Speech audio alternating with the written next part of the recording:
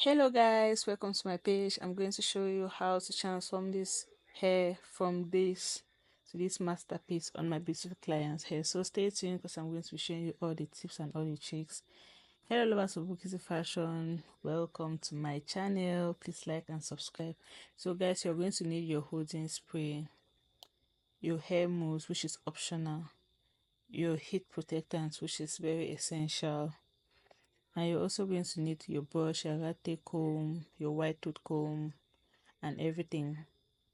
You're also going to need some hairpins, which you're going to use to pin down your coils when you're done coiling, and an elastic band, which is also optional. I use this for my closure. So yeah, so these are the things you need to coil your hair. And I forgot to mention, you're also going to need your hair serum for the shine. So yeah, so first we are going to detangle our hair. Make sure it's well detangled and smooth before you start with the process. And I'm going to apply my heat protectant, which is the first and most important. And I just love to use my brush to just brush down the closure, especially when the closure isn't giving me as much stress as others would normally give me. So yeah, I just use my coiler since it's already plugged in, and I just slip it down. And as you can see, it's already very flat. Like I said, this closure didn't stress me at all, so I didn't have to go the extra mile with all the other shenanigans. You get what I'm saying? So yeah, so I just wanted to quickly mention something while I customize this closure. I wanted to mention the fact that I did blow dry this hair off camera before I decided to film this tutorial to share with you guys. So yeah, if you follow me for some time now, you're going to know I always emphasize on blow drying your hair before coiling, blow drying your hair even before straightening or using a steam pot on your hair. I always advise you blow dry your hair. This actually helps a lot to determine the kind of outcome you're going to have, whether you're coiling or whether you're straightening. So I advise you don't skip this part, guys. So always make sure you do that. Like I said, I didn't recall to do this before I started recording, so I'm sorry about that. So like I said, blow dry your hair, and I'm going to drop a video link on how to properly blow dry your hair. So I got you guys. And the second thing I want to mention is how I love using hair mousse more than I use hair wax. So yeah, so this just something that is a personal preference. Not saying that you should try it out, but you can try it out and let me know how it goes. So yeah, so after customizing the closure on this one side, I'm going to go in on the second side. So like I said, this closure didn't give me a lot of stress. It was a glueless wig I was working with, so yeah, I previously customized and done everything, so I didn't need to stress or overemphasize a lot on anything. So yeah, we're done with this, and we're just going to pin down our hair, put our elastic band before putting our pins, so our closure lace doesn't rip out. So, and I'm going to drop another video link on the best pins to use for your closure, guys. Stop securing your lace with C-pins and the rest and the likes. Use office pins. These are very tiny and are going to prevent rip outs from happening.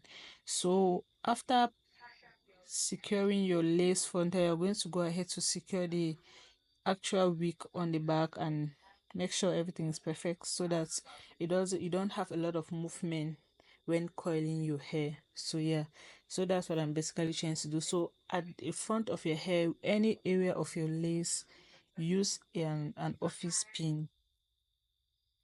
And if you're securing your wig, you can go ahead and use a T-pin or this tailor cushion pins here. Whichever works best for you is okay, but for the closure or the lace. So here are my office pins.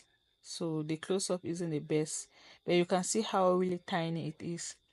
So yeah, so always use this office pin, sorry, to secure your lace, because this is going to help secure it perfectly, and it's also going to prevent rip outs. We don't want any rip outs happening to our hair or to our client's hair. So what's a wise enough, I guess.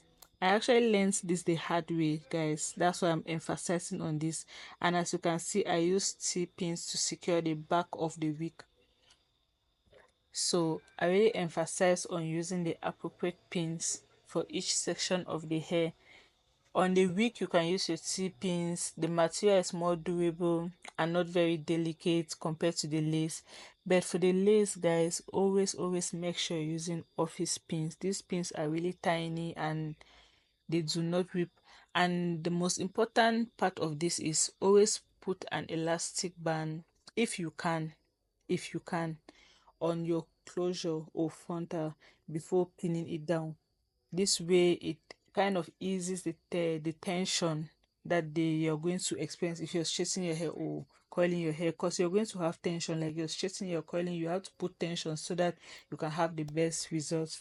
So yeah, so now that we're done with that, I'm going to apply my heat protectant to the back of the hair, because we're going to be using a lot of heat for this site. So yeah, and here is my serum, guys, which I forgot to show you at the beginning of the video.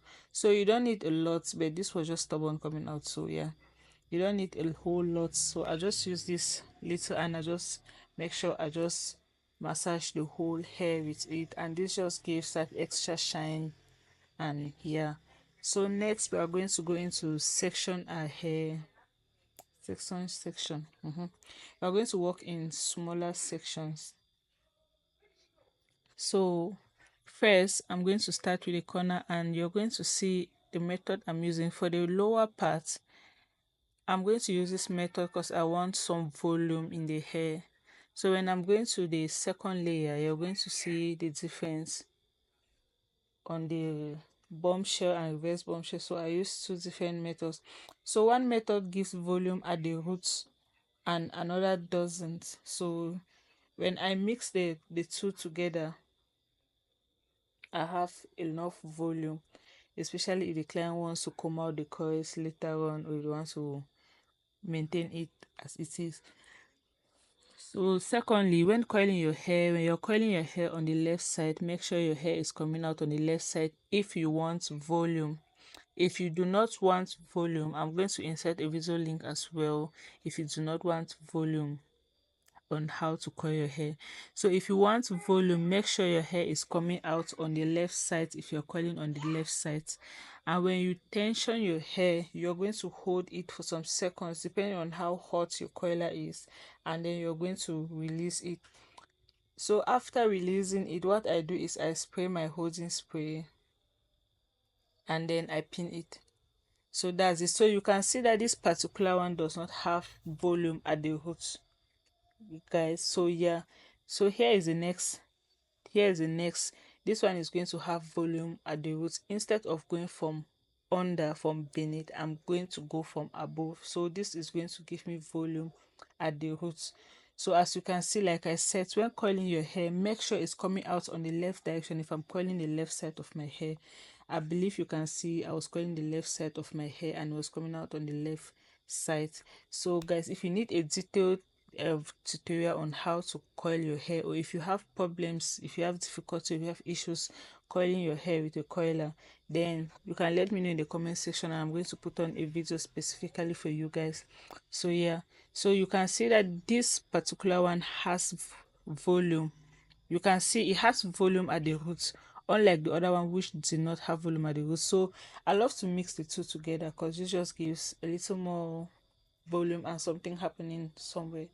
So yeah, I'm sorry if my explanation is not getting to you, but yeah, I hope you get what I'm saying. So yeah, so here's what it's looking like so far, and I'm going to speed up the rest of the process so I don't waste your time. So basically you just do the same thing over and over.